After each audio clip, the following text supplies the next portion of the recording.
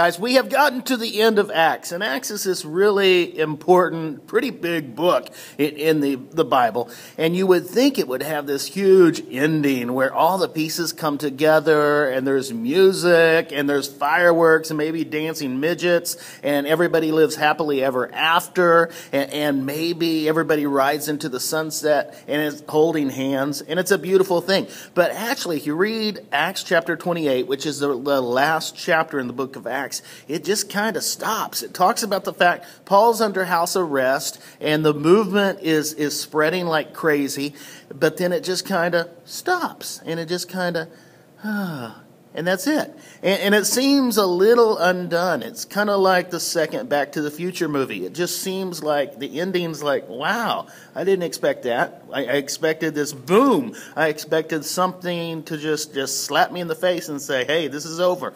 But it doesn't, because actually the story didn't end there.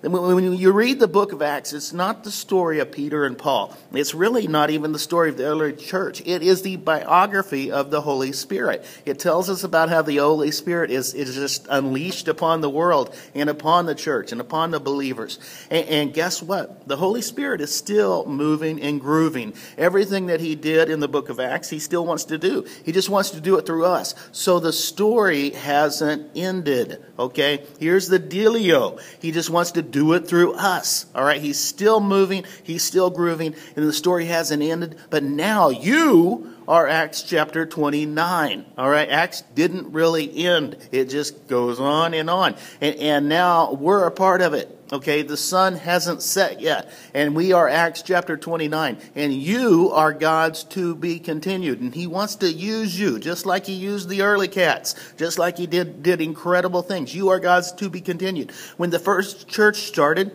it was almost like this punk rock movement, where they were just changing the world and turning everything upside down. People were being set free, and people were being healed and delivered. It was a beautiful, beautiful thing.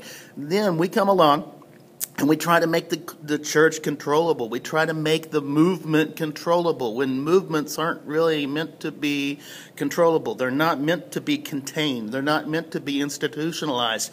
But we try to do that. And so we've got to get back to the place where we just let the Holy Spirit run loose and wild through our lives and realize that we are Acts 29. He still wants to do what he has always done. And you are the next chapter. Giddy up!